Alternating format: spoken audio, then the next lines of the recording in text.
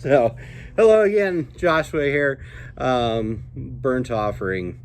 May our smoke rise and be pleasing to the Lord with our prayers.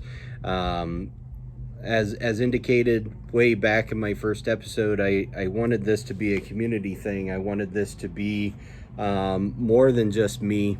And so my friend Alan. Hello, everyone. Joining. I don't know. We're going to have to see how this goes. Figure it out. We brought out the big pipes for the day, though. I don't know. It's nothing super special other than it's a Sunday and it's glorious out. Praise the Lord for great weather in November. In Ohio. This could be very bad otherwise. Yes. Hmm. Very good. Well, So, thank you.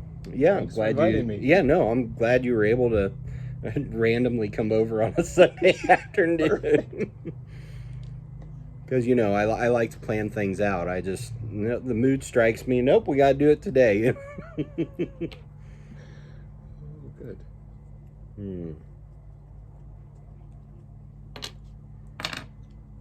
Little pipe care there. Keep our smoke rising up to the Lord. Today's gospel, the Sunday Mass gospel, was from the Gospel of Matthew, chapter 23, verses 1 through 12. And I, I'm just kind of pulling from what spoke to me was the last two verses of that. So here's Matthew 23, 11 and 12. The greatest among you must be your servant. Whoever exalts himself will be humbled, but whoever humbles himself will be exalted. And of course, this comes at the end of the gospel reading where Jesus has just lambasted the Pharisees. Do as they say, not as they do, and all kinds of other admonitions against the Pharisees. In fact, even the first reading today in the book of Malachi was like, I have cursed the priests, they've done wrong, they've turned away, and, back in the Old Testament, it's like, things come around again and again. But how does Christ tell us to fix this issue, right? It's to not desire places of honor, to not seek out fame and things of that nature, and to humble ourselves. And so, I don't know. I thought that might be fun to talk about. It's always challenging. My go-to with, especially, you're not the only one who's had this this desire for humility come up, but it's I'm really good and start thinking I'm pretty humble, and then I mess it up again. Tends to be the way life goes. Yeah, I do the same thing, and I think I'm doing really well. I'm quite the humble person, and just that statement in and of itself is not humble. Right. And I've gone through, maybe it's maturing, maybe it's getting a little older, but I've had these experiences where in my attempt to maybe have a somewhat honest, although I found out biased perspective of myself, like I'm doing all right, or I'm doing certainly better than I have been. And I thought I was a reasonably, caring person, and got married and had to learn to live with somebody else, and found out that I'm actually incredibly selfish still. Worked on that, thought I was getting better. And then we have children, and it turns out that I am terrible. I just want to sleep, and I don't want to get up and care for them. But they actually help me to, almost force me to be the person that I want to be, whether I want to or not. And then I end up, in some ways, becoming this person that I think I am, or at least closer to it. So I can always work on being more humble. As can we all. But I'm getting to be better, and it is through being a servant and just in normal day-to-day life. Plenty of opportunity for me to continue to grow, but it has been very nice to be like, wow, I mean, without all this help, I'd be really awful. Not just where I'm at now, right? Absolutely. And I 100% agree with you there. In our primary vocation as fathers, We're married, we have children, and it's not just servitude to our children, right? We are beholden to them. We have responsibility for them, to raise them, to teach them, to care for them. But also with our spouses, we have responsibility to be a servant to our spouses, and in such a way that we bring them to heaven. Right? That's like the prime directive of of marriage, right? You're married now, you're one. You need to get your spouse to heaven. Like, and that comes through service. Desiring their good above your own. Yeah. Love, right? Willing the good of the other. And I know love gets to be a challenging word, especially with how many different meanings it has now. What is it? The Greeks got seven different words for love. And unfortunately in English, we've got one word for love. We love pizza. We love our puppies. We love our spouses. We love God. Hopefully they're not the same. Right. So it is, yes, the type of love, the extent of the love certainly is different in each of those instances. But, if you're just overhearing or somebody's written it down, it's hard to say, that, oh yeah, love, right? Like, I love my wife. If I write that down and somebody 50 years from now reads that, hopefully they, knew me or in some way know the level of love that I have for my wife. But to just read it, there could be confusion. And they will never know, but perhaps get glimpses through what would be the biography of your life, or my life was, to the extent I had the capacity for love and then gave that. Right. It's that interesting part. As I get better, right, or as I am more free and able to live out my vocation as husband and father, hopefully I'm growing in my capacity of love, and then therefore, Christ's ability to love me, or me to accept his love. I guess his ability is well beyond, and that can flow forward. And sometimes it's almost the easy servanthood, right? It's I should probably help with this or that, or and sometimes it's pretty obvious. Well, somebody's crying like they actually broke something. We should probably make that a priority. But it's the smaller ways, or I don't really want to get into this, but we need to, right? Like, and can I have a good discussion, a good even argument with my wife over something important, where we're trying to hash out what's best for our family, what's best for us, and be humble and lead that at the same time. And I'm very fortunate that my wife appropriately challenges me. She gives me reason to want to be a better husband, and ask questions that make it easier. There are a number of hobbies where I could just run down if I, what, I want to do this, it's not a bad thing, and I could almost become embittered and be like, no, I'm just going to do it, it's okay. But instead, it's usually, well, if you think that's best for us, shoot, like, what is best for us? And so it turns out sometimes it's perfectly fine and reasonable, and hey, we should do that. Other times, like, no, you're right, I want to focus on this first, and if I should get back to it, I can. But it is the role of helpmate is fulfilled, and that helps me to try to step up at least a little bit better today than I did yesterday. Well, and I think, a lot of those things, right, it comes down to kind of like, yes, there are ways to be a servant in big ways, right? I have to cook food. I have to, make a living to provide for my family. Those are the big servant things. But just as important, I think, like you're mentioning here, are those little, servant things, those little sacrifices of, I could go do this thing today that I really want to do, but it's not going to serve my family. in any way. So I'm going to give that up. And certainly, like, that brings up that question of time, right? We only have so much time. Yep. In my previous video, I was telling you before, like, we don't know how much time we Right. have. May have used up most of it already. Who knows? This might be the last day. Hey, it's been great knowing you. But like, we have to be mindful of that all the time. Of time all the time.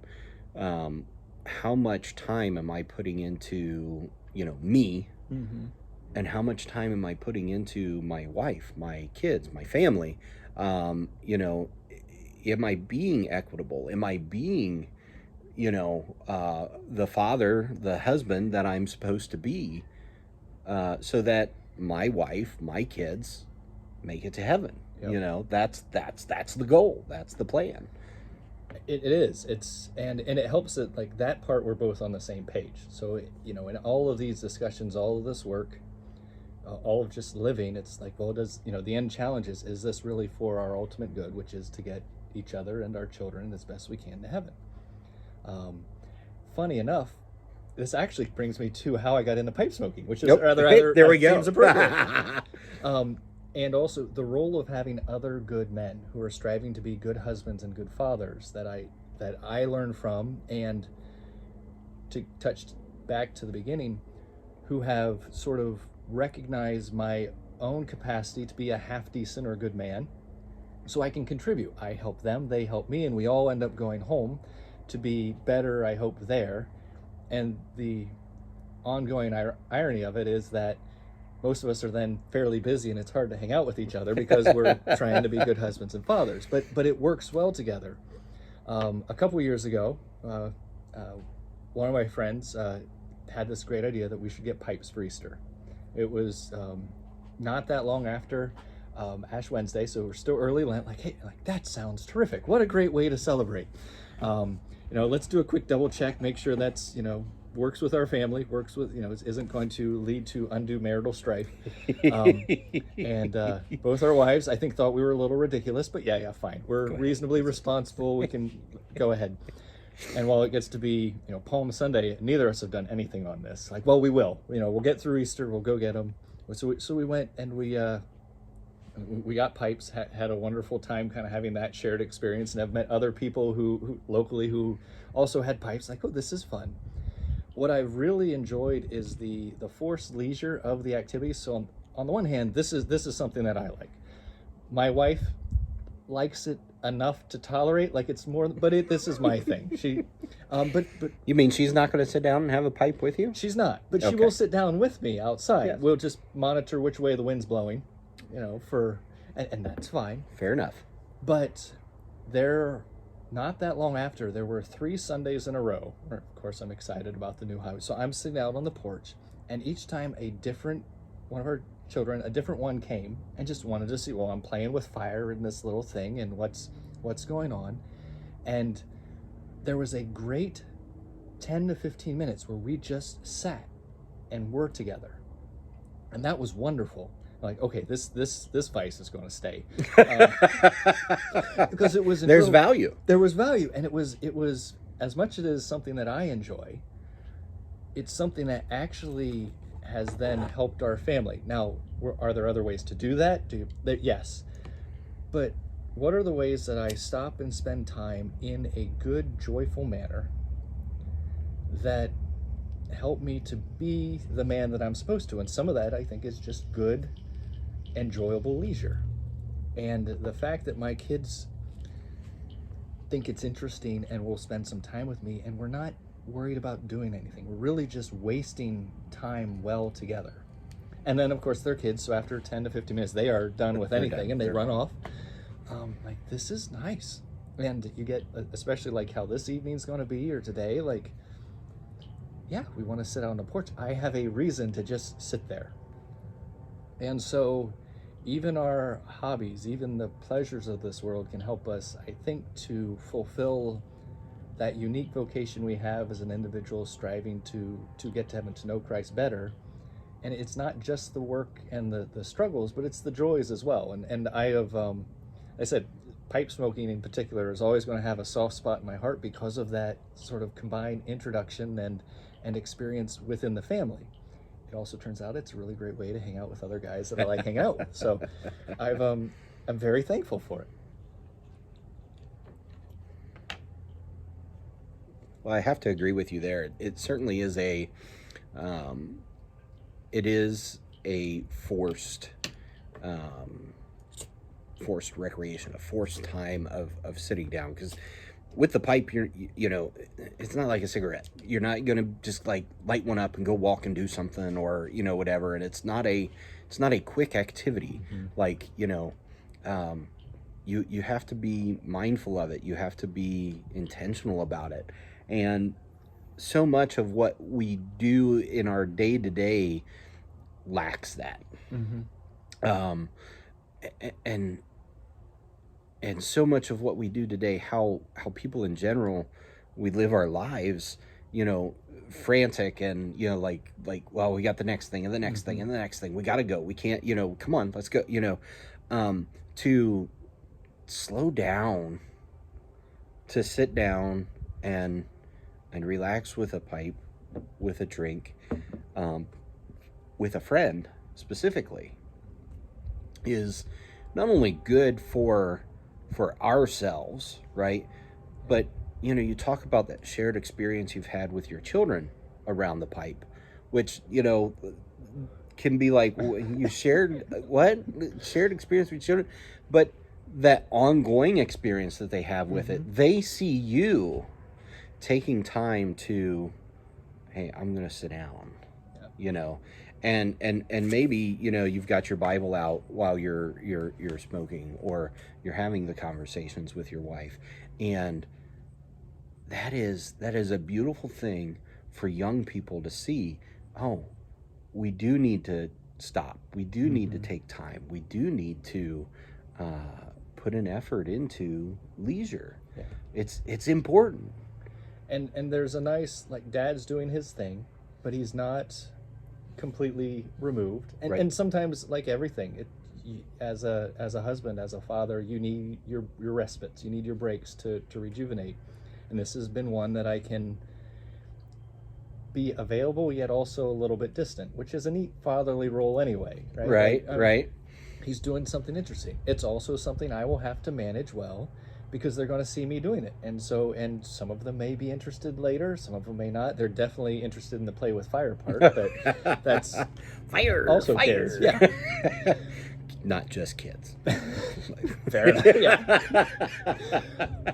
And it all seems to point to something better, with that little bit of, all right, so you have this thing you do. Try to do it well.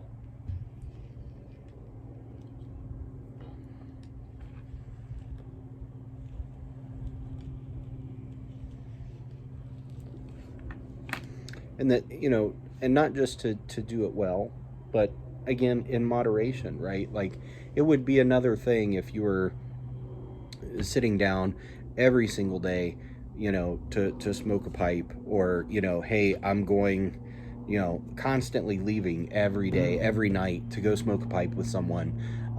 It needs to be a casual thing. It needs to be an irregular thing. There's something to that, and like everything has its right, or not everything. Good things have their habits and routines. You can't do, as much as I like food, if I ate all the time, or anything. Like, how does that fit in? I'm sure there are some men who, like, a daily pipe would work great. It doesn't seem to be my routine, but some weeks more often than not, some less. But how am I fitting this into life and what I want? And again, there's that natural challenge that having people that I'm responsible for, right now with little kids, a large amount, but as they become their own person, still a little amount, like they're ultimately going to live their lives. But how can I, be this person that I see myself as, that I want to be, that I'm desiring to be? I don't always know what that is, but I I know when I'm veering more away from it, and then having, I think, good men to refine that, and it's sometimes it's silly discussions, sometimes it's often it's silly discussions, but also I've noticed, like, okay, as our family, we do these things, and this is where we've kind of put minor priorities. These are the hobbies that the kids are interested in, or this is kind of how we've structured our weekend. It turns out, well, this other family does something different, but it's actually what normal goods of this world are a bigger deal, and which ones are smaller. We kind of tend to be a little bit of an all of everything, at least at this stage. But okay, we don't really do, I'm having trouble thinking of an example, as much as they do, but that's something you can do well as a family, right? If you're co-workers family, there, I think at least the dad and all the boys golf, and I've tried golfing. I'm terrible. So if you don't mind just a terrible day to have a low man on your team, I can have fun with it, but I think I lost my golf clubs actually at one move, and I haven't worried about it. But I've seen where a family can have that as a bigger hobby and do it really well. Like, okay, it doesn't speak to me. It's a good, but it's not a good that's on our plate right now, and that's fine. But I'm liking this, the diversity of there's the individual diversities, but these are families that I can learn from, and they're doing things completely different in a good way. So what can I learn? And Absolutely. Well, and I think that's part of the fellowship, part of the community is, talking to people. Well, what do you guys do on Sunday? Mm-hmm. What do you do, on Friday nights? Yeah. Like, oh, well, that's a really great idea. I've never thought about Mm-hmm. that. You've told me before that, you guys have found like the old television shows, like to be a lot of fun.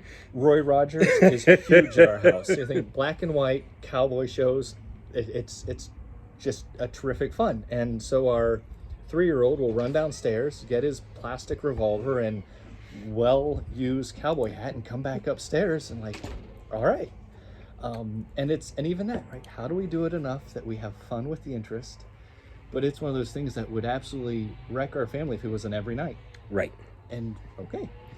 And that's something I've talked about before is, all things are meant to be done in moderation. You brought it up, if you ate food if you just ate everything you wanted all the time, we would be sick. We would be, it just would not be a good thing. Yeah. Food is very good. So is entertainment and leisure. It's all very good. But when that becomes the everything, Right.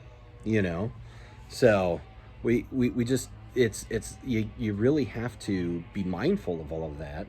And, but finding those things that works for your family, sometimes it takes, getting together with other families to find out, oh, that might, and then you try it. And if it works, you incorporate it in, you make it happen. If it doesn't, then, you keep looking, Right.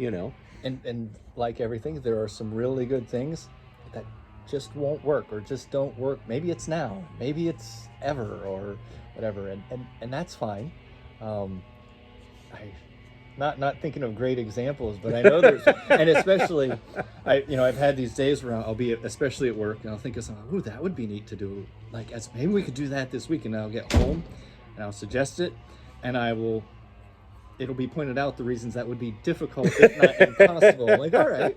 Yeah, nice try, Alan. Right. Or maybe that would be great, and we kind of do the build up, and then it turns out, oh no, this is not going to work. How do we shift gears and still have the right mix of joy and work together as a family? It's been fun. Well, and you talk about the joys of work too. Like, I don't know, we've kind of struggled with, like the daily chores and getting the dishes done and things like that. And, part of it is just the schedule and everything that everybody's got going on. But here lately, the last couple of weeks, like we've started to move away from, okay, your job is this, your job is this, because, then like this kid was waiting for the other kid to get done, and, Somebody and ran then, off and to then play somebody and- ran off, and it's like, we've slowly sort of melded into, hey, let's all just knock it out, you know? And so like everybody's doing everything, and like that has actually had better fruit than like you've got your job and you've got your job, and you know, and so again, like you just sort of like we having the assigned jobs was supposed to be a good thing. You knew what you needed to do, and like you could just get it done, except that it turned into like, you know, dishes were taking an hour and a half because, you know, well, they were supposed to do this before I could do that, and so I just waited, and like nope, we're done with that. Like, we want this to be done so we can have something fun. So we can go do something fun, exactly. Because otherwise, I don't know about you, but we've run into like, all right, dishes are fine. Like, we're finally done. All right, you need to get ready for bed now because we're out of evening, and nobody likes that, and it doesn't tend to make things better when everybody's kind of missed out, and there's not a great time together. I mean, it was at the meal, but the last 3 hours have not had that. And I actually, one of the things that I've realized, and I need reminded, at least internally again and again, is to do more things with our kids, even the things that they can do. And I completely failed and was then frustrated yesterday. We've got a nice mess of leaves in our yard that the kids are quite capable of raking. And I was trying to get some other things done. So you guys go outside. It's a gorgeous day. It was very much like today. And rake the leaves. You can do this. And of course, an hour and a half later, supposedly they raked, I really can't tell where. I'm very frustrated. But I already at least am aware of, if I had gone out there and raked with them, not only would I have kind of lived my role as dad with them better, there would have been a lot more success in the raking, and I would not have been nearly as upset. And that's not always possible. You know, sometimes there's, you know, a pipe leaking in the basement and no one else can be around, but I think I can fix this, or at least I'm going to try for a little bit before I get professional help, because I think I can. I kind of need to do that with only people who are not going to end up in the mess. But other times, like, no, like on the one hand, my kids could rake the leaves on their own. On the other hand, it would really be worthwhile for me to simply be there with them, which means I'm in the work with them. And that's when you probably remind me anytime you see me that, hey, are you doing things working with your kids? Because I'll need the reminder. Are you raking the leaves? Am I raking leaves too? And honestly, I had a similar experience. It was kind of the reverse. I had a whole bunch of things to do outside, and I just went at it, myself. And like, well, at least it got done, though. It got done. It did. I got a lot done yesterday. It was great. And I'd pop my head in the house and like, hey, you guys need to do da-da-da-da-da, like get these clothes folded and put away, and I'd go back outside and doing my thing, and I'd come in and the clothes aren't folded. And I was like, hey, come on guys, let's get, I'm doing all this work out here. You do this work in here. Like, but even myself, like having this realization with the dishes, hey, when we do things together, here I am just off on my own thing, doing whatever, and it's not a bad thing. Right. It's not a bad thing. But, like, how much better could it have been if I had sat down, folded clothes, and then said, hey, let's all go outside and work on these things together now. Mm-hmm. Like, so, hey. And we'll continually refine and try to get better. And and that's what, now we're back to the humility. Like, when I ever think I've got it nailed, just remind me, like, hey, did you rake the leaves with the kids?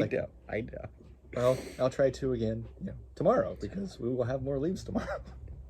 Well, here's to humility, to learning to learn and being open to it. Because I think that's the biggest thing about humility, is recognizing your ability to get better. Mm-hmm.